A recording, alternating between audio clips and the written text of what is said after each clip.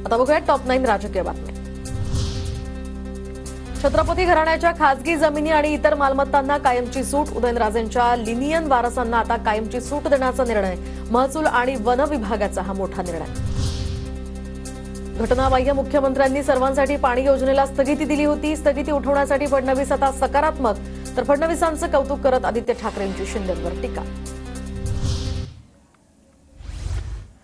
फडणवीसांवर टीका करणारे एवढ्या लवकर रंग बदलतील हे माहिती नव्हतं। एकनाथ शिंदेंचं आदित्य ठाकरेंना प्रत्युत्तर।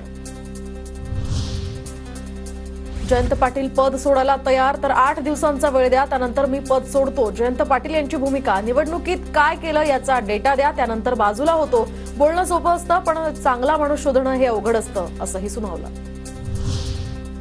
स्थानिक स्वराज्य संस्थांच्या निवडणुकीमध्ये 50% महिलांना, तर उर्वरित 50%मध्ये तरुणांना संधी देणार। प्रस्थापितांना संधी देणार नाही, बैठकीत शरद पवारांकडून स्पष्ट।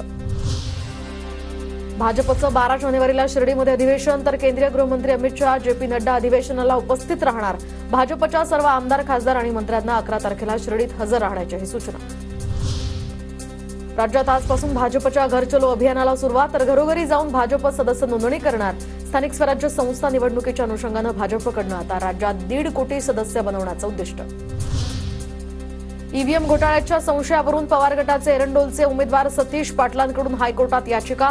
निवडणूक रद्द करण्याची याचिकेतनं मागणी। वसईच्या नायगाव पेरानगरमध्ये बहुजन विकास आघाडीला खिंडार, तर बहुजन विकास आघाडीच्या शेकडो पदाधिकारी आणि कार्यकर्त्यांचा भाजपात पक्षप्रवेश। खासदार हेमंत सावरा आणि आमदार स्नेहा दुबेंच्या उपस्थितीत प्रवेश।